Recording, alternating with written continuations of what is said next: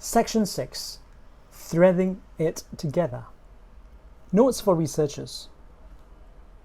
Almost all forms of qualitative research require data collected from observations, field notes, interviews, questionnaires, surveys, and audio and visual recordings. After collection, you would need to transcribe them word for word. There are speech-to-text softwares nowadays to help you expedite this process. Now here's an example of an interview transcript from the team leader, Ahmad Nasir Formally from Asda Theatre.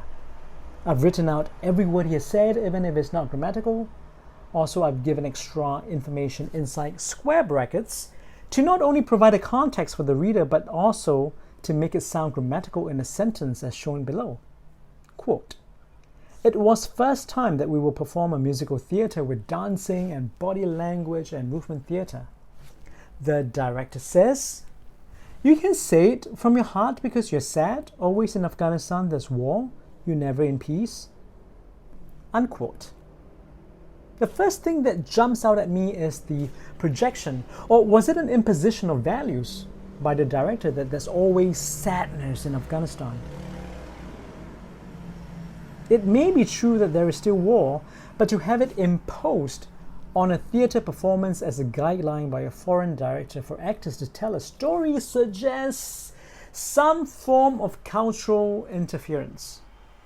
I was wondering then if the director was representing the Afghan story in a certain way for a certain group of people. Now, after a transcription process, the data is usually transcribed, categorized, compared, interpreted. There is some kind of objectification going on, but I'm not sure what's the effect of it, how it operates, why it does this, etc. Is there a pattern I'm seeing? What do the patterns show? My goal is to find patterns in my data, which in essence is what scholars call data coding. I then cluster these patterns in groups and try to generalize what it might mean to me by naming a category. It is only much later in my doctoral dissertation that I found and confirmed 4 distinct cultural tropes or stereotypes of Afghans that keep circulating in the eyes of the public, both locals and foreigners. They are 1. Cultural exotica, 2. Cultural renaissance, 3. Cultural desertification, 4. Cultural redemption. Now, put simply, cultural exotica fetishizes and objectifies the Afghan person. I had in previous chapters examined the Afghan girl and critiqued the lens produced and commodified by Steve McCurry and National Geographic. This trope seems to repeat itself quite a lot in future case studies. Yet I also recognize that I could be seeing and objectifying Afghans' hospitality in the same light, albeit in a more positive way. That, nonetheless, is still a projection on my part, an effect which I need to be critical of. 2. Cultural renaissance is not really evident in this book, but a simple Google search of Afghan women in the 1970s would show smiling women in miniskirts and with their hair let down, attending universities and working.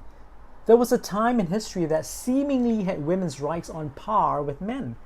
But this is also not unproblematic because this image has, in recent times, influenced Donald Trump, the 45th president of the USA, to maintain an American presence in Afghanistan. Next, cultural desertification is the supposed eradication of culture by the Taliban.